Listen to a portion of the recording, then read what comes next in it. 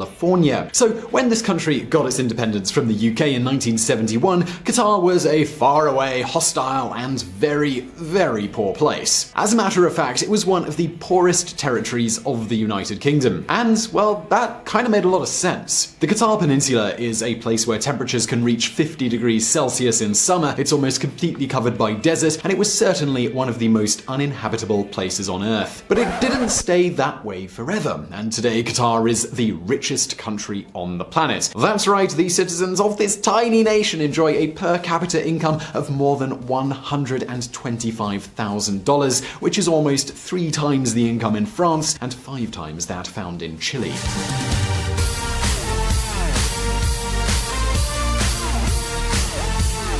This is a country which was almost uninhabited, a country that could hardly survive on its fishing industry, and today it looks something like Scrooge McDuck's safe. Hi, Uncle Scrooge! Just tidying up a bit, keeping things neat. The government of Qatar has investments and properties all around the world. It is the birthplace of Al Jazeera, the most important Arabic media company, and, well, then there is Doha, the capital, which is a sea of skyscrapers, malls, and luxurious cars. A mix of Monaco and Vegas, but without the alcohol and gambling. There's no room for simplicity. Everything is sumptuous, huge, and sparkling in Doha. Angel Sastre, Conflict Areas reporter. Qatar has gone from being a dark shelter for Wahhabist preachers and has become what people might consider the most open country in the Middle East. This is of course excluding Dubai, but as you might know, Dubai is an emirate and not actually a country.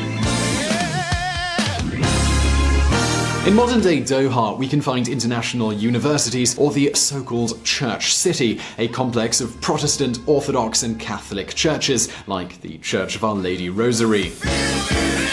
The $20 million Catholic Church, which seats 2,700, is located in the southern outskirts of the city on land donated by Sheikh Hamad bin Khalifa Al Thani, Qatar's emir. So now the question, of course, has to be, how did Qatar achieve this remarkable transformation? Well, let's take a look at that.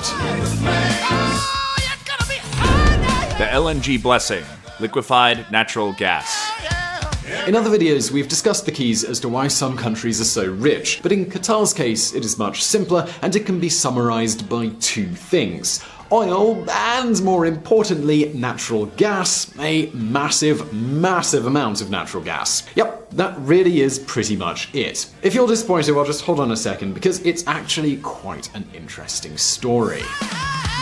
The first oil fields, they were found in the 1940s, and by the 1960s, exploitation was already consolidated, and things in the poor country of Qatar changed, but not really that much. The thing is that it wasn't until the beginning of the 1970s that Shell found the biggest treasure of this country, and that would be the North Field, which is the largest gas field in the world.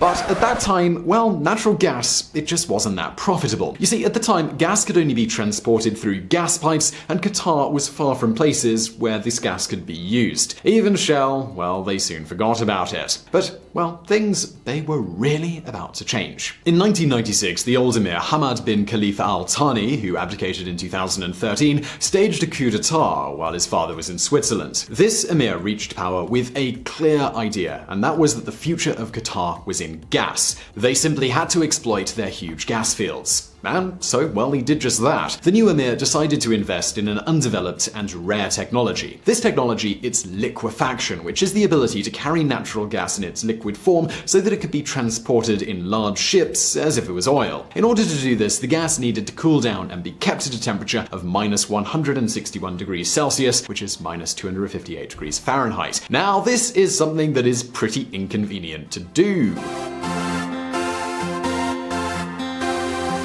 So while Qatar, they decided to invest enormous quantities of resources in order to boost the development of this technology so that it could be used on a massive scale. Because of that investment, Qatar is now the world's largest exporter of LNG. With this technology, Qatar is able to export its enormous gas supplies to the rest of the world. In fact, last year, 3/4 of Qatar's gas went to Asian countries like China, India, South Korea, and Japan. And well, there's more, because the industrial complex that Qatar has developed is so big, so large scale, that the country has managed managed to have the cheapest costs of extraction and liquefaction in the entire world. To illustrate this, a methane tanker of LNG is 4 times cheaper in Qatar than it is in the United States. And this, dear viewer, well, that's the secret of this small and wealthy country. But this, is only a part of the equation. I mean, not only does a country have to exploit the resources they have, but they also need to use that money to generate other money, or they're going to end up like Angola or Venezuela. So besides this innovative process, Qatar has some other keys to their success.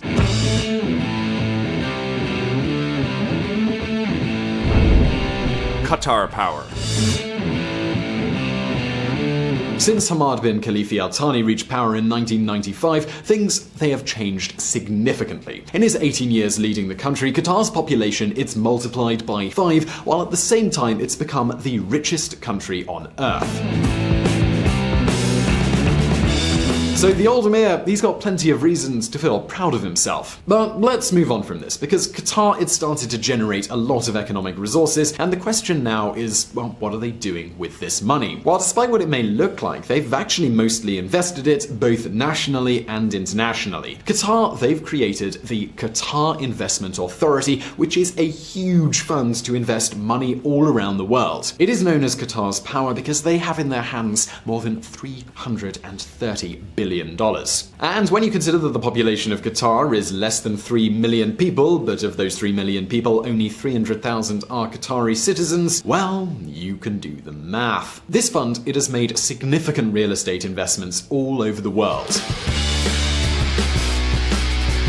In London, a big part of the city belongs to Qatar, including offices, hotels, apartments, and, well, in the United States, Qatar was, in 2016, the 4th largest office investor in the country. In Manhattan alone, this fund has invested $5 billion in the last 2 years. And they're not just investing in real estate. This fund also has major shares in many multinationals. Qatar is, for instance, one of the largest shareholders of companies like Volkswagen, Iberdrola, Barclays Bank, Tiffany & Co., Shell, or even the giant Rosneft, the oil company of the Russian government. In the image I'm about to show you, you can see how much foreign investment has increased as the production of gas and oil has grown.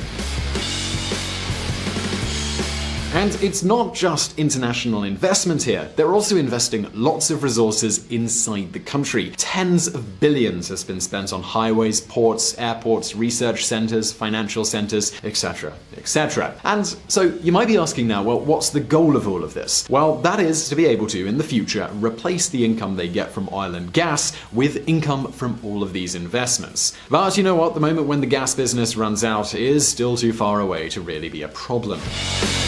There are no analysts who can say when demand for gas will wane. For oil, there are people who see peak demand in 2030, others in 2042, but for gas, demand is constantly growing. This idea they have of investing rather than spending the money from natural resources might be one of the most important differences between Qatar and other countries who are also rich in natural resources. Most of them, they find it too easy to spend the money today and not think too much about the future. Towards effective independence.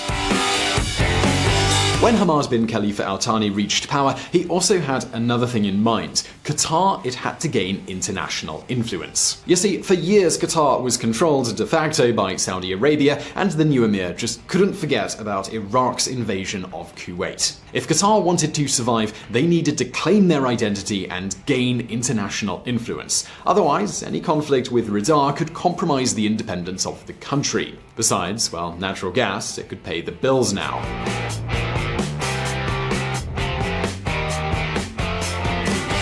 So, in 2003, when Saudi Arabia requested that the US take American troops out of their country, Qatar didn't hesitate to offer itself as a destination for those troops. They didn't even blink when it came to spending about $1 billion to build the military bases that were needed.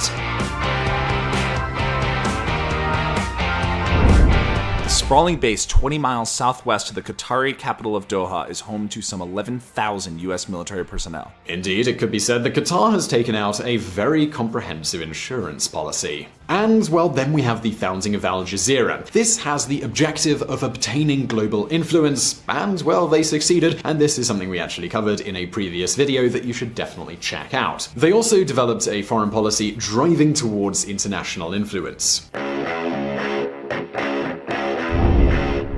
The blockade. All this political strategy made both the United Arab Emirates and Saudi Arabia very angry, and in June of 2017, they announced a blockade, accusing Qatar of supporting fundamentalist groups and terrorists. And when it comes to Saudi Arabia, we could definitely call this a case of the pot calling the kettle black. Now, it is true that Qatar has some dark secrets. I mean, it is an absolute monarchy after all, but the country is a good ally for the West, especially the United States, and it's also one of the most open countries in the region. The truth is that the boycott, it had a different target: to cut down Qatar's strategy of international influence and to essentially put them back in their place. However, the blockade, well, it's been a total failure. First, Riyadh's position is not that strong. Very few countries have supported it, not even Kuwait or Oman. Also, Qatar has developed better relationships with Turkey and even Iran. Qatar has simply proved that they are strong enough to weather the storm. And finally, it's really important that we do make something clear. There are plenty of grey areas in Qatar. Labour conditions that are more consistent with the ones of a poor country, the situation of women in the country, and the lack of a democracy. Furthermore, the system needs to prove that it can work without the government because, unlike Dubai, the lead has been taken by public initiative, not private. And this is one of the reasons why Dubai is still above Qatar in pretty much all aspects. But hey, I mean, it wouldn't be fair to not acknowledge what they're doing right, like their saving capacity, their productive investment, and their openness. And well, that's our opinion here at Visual Politic, and now we would love to know what you think. Who do you think will win the battle of the countries in the Persian Gulf? Saudi Arabia or maybe Qatar? Well, let us know your answer in the comments below, as well as in this survey. And also don't forget to subscribe to our channel for brand new videos every Monday and every Thursday. Also, don't forget to check out our friends at the Reconsider Media podcast. They provided the vocals in this episode that are not mine. And as always, well, thank you for watching.